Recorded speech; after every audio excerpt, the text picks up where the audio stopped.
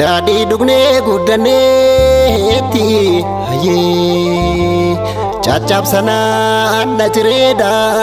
gamtaa lollee guddanneetti harka kennuuf diina diina yaaphattu shaanqoo fardaa isa soorte golatti haace hundee boonsada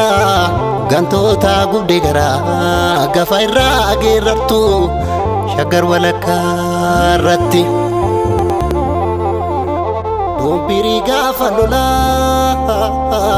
Dumbiri gaafa lolaa jettiif taankii Oromoo fakkaata taadhee biroo sanyii waaqoo ajeekoo har'asi damnee lammiin boochise koo dukkan oruurecha cimaa daggala yaa'amoto biyyaan karaa hin beekne dhaqee haacee gaafa du'aa taacee gaafa barkumee Urmi gaafa gungumoo situ gantoota gubee Tinjirta yaa goota koo Tinjirta yaa goota koo goota seenaan kitilii biyyaaf ka wareegamtee kayyoon kee galmagaa yoomillee nafu jedhee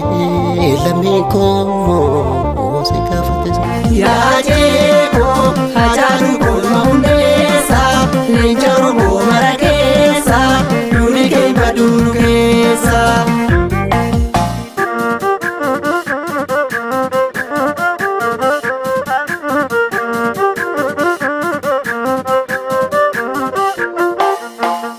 Mirga keetti falmii yoo gameessa taate Gantuun achee nyaattee boolla kamii baate